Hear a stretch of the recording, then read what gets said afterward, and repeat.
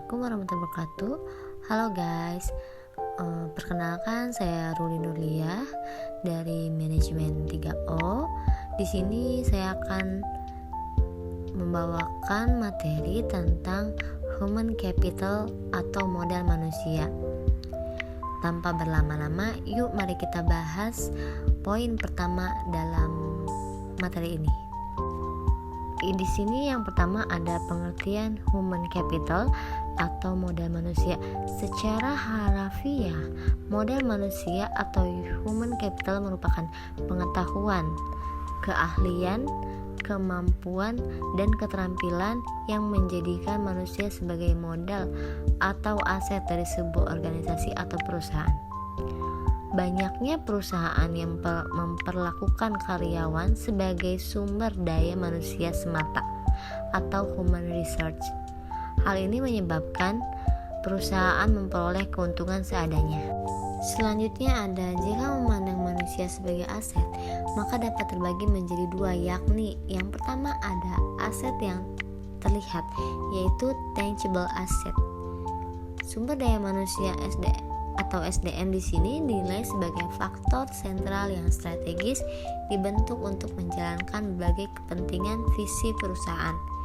Yang kedua ada aset yang tak terlihat, yaitu antara lain intangible asset.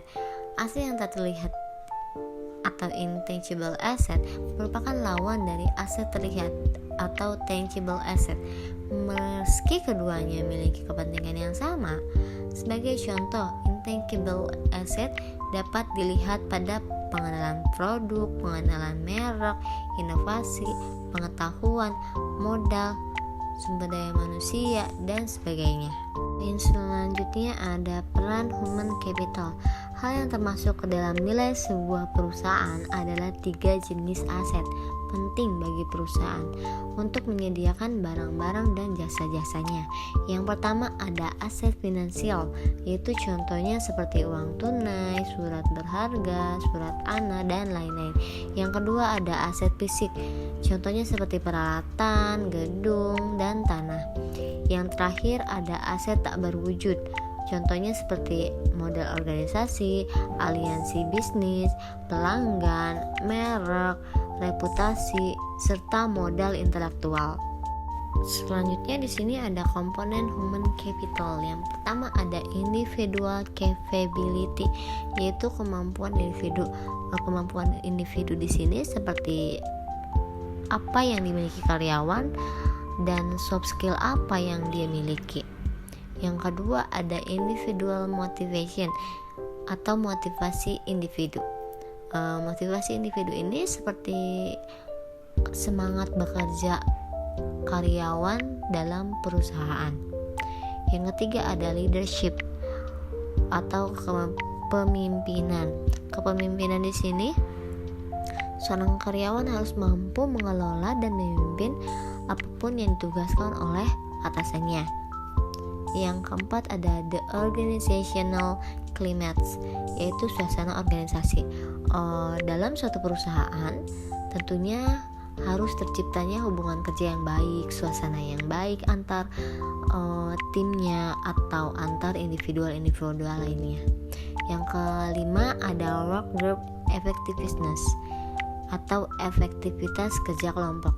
Di sini sebuah perusahaan yang di dalamnya ada karyawan itu perlu adanya kerjasama dan menciptakan suasana yang baik sehingga dapat mencapai tujuan yang diharapkan.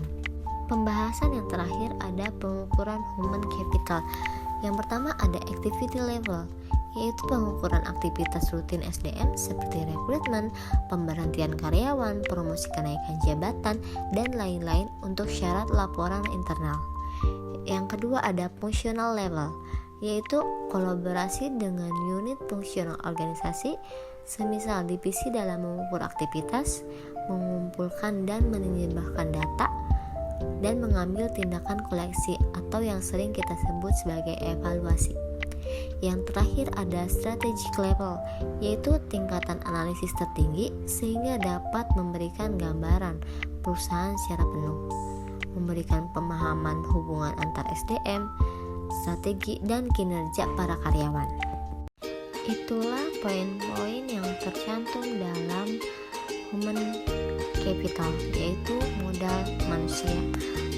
Mungkin itu saja yang dapat Ruli sampaikan.